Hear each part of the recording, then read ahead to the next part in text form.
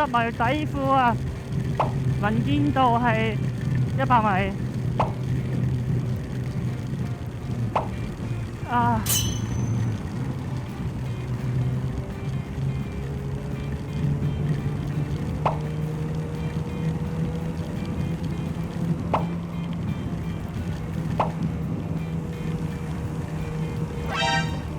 喂！我咩？你有冇搞錯啊？你發雞盲啊？冇錯，就係呢條片咧，喺短短1星期咧就突破咗170萬人收睇，我仲收到成千個留言，好多留言咧都係話個司機錯嘅，但係亦有一部分留言話係我唔啱，甚至話我行得慢就應該要死。相信呢一類人咧都係冇車牌啦，中意危險駕駛，甚至係鼓吹危險駕駛，罔顧他人生命嘅。其實咧好多香港人留言咧都幾恐怖嘅。近10年咧，香港平均每日大約係發生緊45宗交通意外，而每年嘅死亡人數咧亦都係接近100人嘅。真心希望各位安全駕駛，唔好罔顧他人嘅生命。至於喺留言方面咧，我就想回覆一下各位嘅。首先咧，當中有唔少人就叫我行翻慢線。嗱，我解釋一下點解我行中線。當時我係準備出九龍，而當時嘅指示牌咧係寫明左線入屯門，中線快線出九龍。根據道路交通快速公路規則，除咗駛往右邊出口或者係超車之外咧，喺快速公路上咧必須要靠左行駛嘅。而我都親身去問過交通部啦，當時有指示牌咧係選定行車線，而我應該咧就要行中線嘅。如果當時行慢線，去到影線再轉翻入中線嘅右邊出口咧，反而係會更加危險，加上係犯法嘅。所以呢個時候咧，我要選定行車線，唔應該行慢線，而行中線出九龍咧係絕對冇問題㗎。所以大家喺留言前咧係可以留意下當時嘅路面情況咧，唔好成日見到人鬧你又跟住鬧。當然啦，有好多鬧我嘅人咧都俾人插到飛起嘅，最後尾引起呢個罵戰嘅。至於有人話我呢部車咧就冇開大燈嘅，嗱，我呢部車個大燈咧就喺正中間，而側邊嗰2個咧就入風位嚟嘅，並唔係燈嚟嘅，所以我係長開大燈嘅。至於落雨唔應該揸車咧，我覺得呢個留言係幾好笑。我出車嗰陣咧係冇落雨㗎，而我行駛途中啊突然之間好大雨。請問我係咪應該要掉低部車喺馬路，然之後行翻屋企，定係搭巴士翻屋企？至於有人話我行得慢咧，我係唔認同㗎。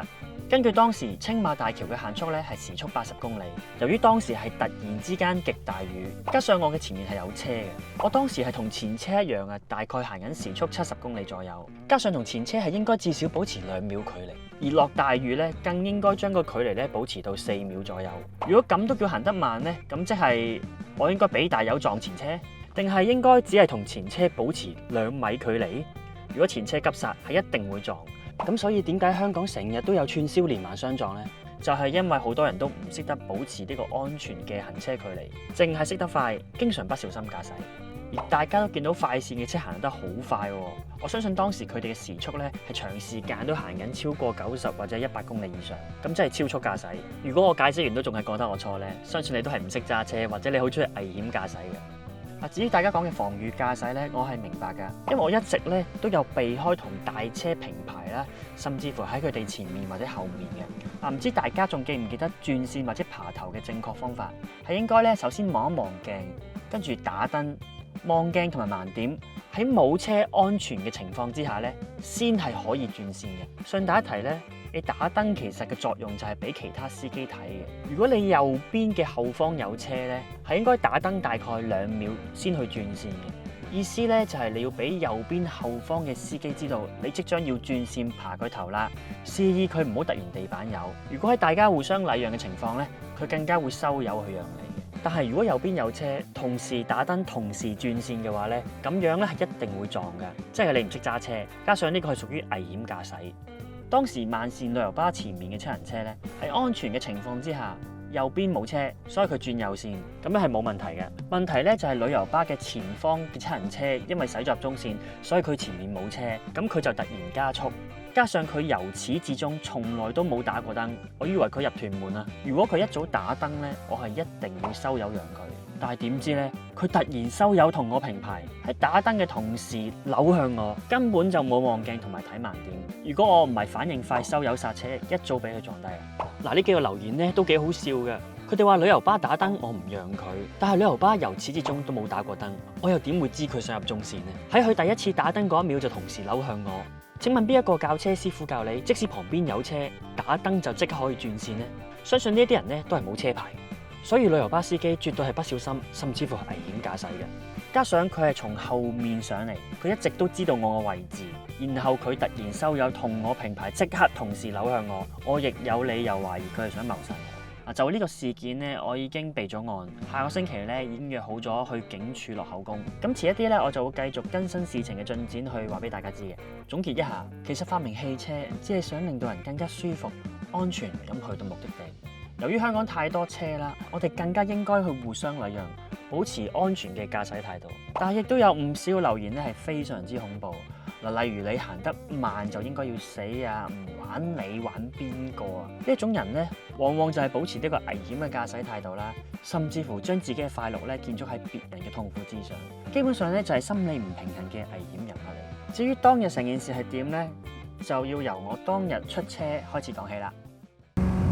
Hello， 大家好啊！而家咧出緊九龍，聽聞咧就係九龍往沙田方向咧，嗰度咧就嗰條大埔道好多攝影師嘅，佢哋專係咧會幫二碌影相。今日星期日就出去兜一轉啦，睇下有冇攝影師影靚相先。嗱，而家就往荃灣沙田方向就啱啦，即係行去龍翔道嗰邊咧會有條路係可以轉咗入小路行沙田嘅。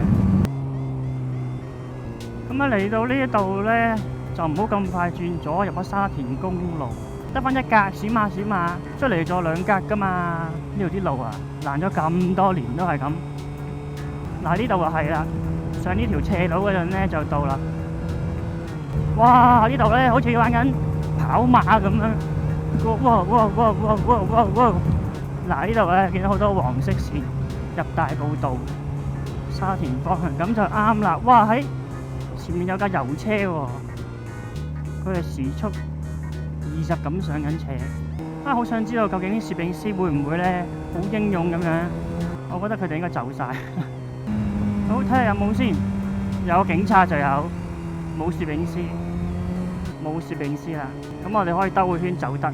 喂，入個油先，冇晒油啊！入 V Power 啦，入200蚊啦。有冇燒糕？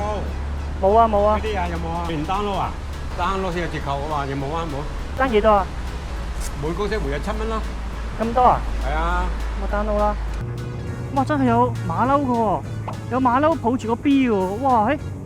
馬騮山果然名不虛傳啊！上面啊好多隻啊！哇！馬騮山真係多馬騮。有衫未啊？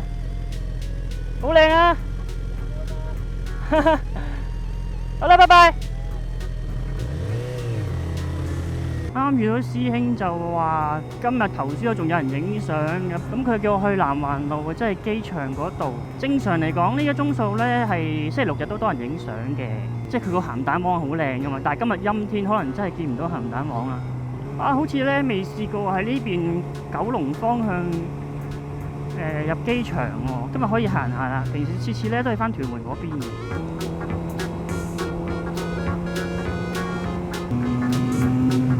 大家見到今日個天咧，其實好似好靚咁，亦都係好似唔靚咁。嗱，起碼唔曬先啦。而家夏天，早兩日33度，今日咧就28。咁你行緊車咧，再低幾度啦，咁啊真係好似23度，屋企開冷氣咁。入機場真係挨油啦！我入機場啦，我未揸過電單車入機場嘅，通常都係坐的士嘅啦。你搭飛機仲揸車去咩？係咪先？青馬大橋啊，香港最長嘅跨海大橋。喂，外國人嚟㗎喎。係啊，開100嘅呢度。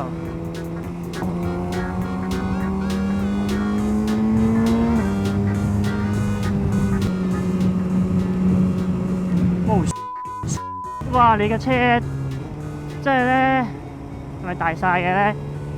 人哋行緊正常速度咁樣，佢一嘢就扭埋嚟，有人踩 brake 喎！哇！佢傻㗎佢，同人爭2米就攝埋去，同前車爭2米啊，懟落架貨櫃後面，傻傻地。即係人哋一個重 break 你就真係笑。咁咧呢度咧就會見到昂坪360啦，喺度直入就南環路啦，空運中心。嗱，右邊咧就係飛機啦。邊個未見過飛機啊？我嗰次咧去大澳啊，就係嗰個船咧喺屯門呢一度啊，行呢個海啊。今次咧終於到我行呢一度，即係一直聽過呢個名啦，就係未嚟過。哦，原來喺呢度嚟嘅咁樣。呢度咧哇，政府飛行服務隊喎，哇咁大個停機坪㗎，飛行服務隊超巨型。我諗呢度咧平時嚟睇日落都幾靚嘅，個鹹蛋黃喺嗰邊啊嘛應該。而家咧就屈咗步啦。呢度就係嗰個南環路嗰個影相位啦。嗱，個攝影位就應該喺呢度啦。哇！呢度好大風，好明顯咧。哇！呢度超巨風，哎唷！哇！睇飛機啊，飛機降落啊，冇車㗎後面。阿 Sir 就有，我係去影，佢哋影日落啊，唔係影你咯，傻仔。即係出翻九龍。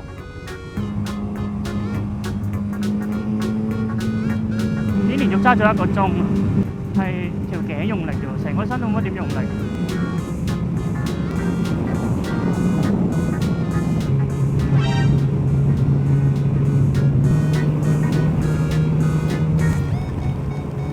哎呀，越落越大雨，玩咩？跟住咧就出現片頭嘅旅遊巴啦。我一直咧都有留意到佢嘅，由於咧突然之間落起大雨。上到青馬咧，仲越嚟越多車，所以我盡量行喺呢架旅遊巴司機嘅視線範圍，亦都同其他車咧係保持呢個安全嘅行車距離。之後發生咩事咧就唔使多講啦，喺片頭嗰陣咧已經交代咗啦。亦都有唔少嘅留言咧問我呢條嘅紀錄片係點樣拍嘅。咁我上一集已經講過啦，最近同 Insta360咧就有合作，而今次嘅影片咧就係用到 Insta360 X5 拍攝。好慶幸我今次真係帶咗呢部機出嚟，除咗可以360度無死角咁拍攝之外咧，亦都可以將佢當成一個行車記錄儀，可以喺駕駛電單車嘅同時咧，保障翻我自己，真係非常之好用。如果你都對呢部機有興趣咧，就可以用到以下嘅優惠碼或者係連結去購買。由即日起去到10月7號之前咧，除咗有即時嘅折扣之外，選購 Insta360 X5 嘅機車套裝咧，仲會送多粒 X5 嘅電池同埋一個可替換嘅鏡頭。記得唔好錯過啦！嗱，至於你對片頭嘅事件有咩睇法咧，記得留言話我知啦。歡迎留言、讚好、分享、訂閱，我哋下條片再見。拜拜。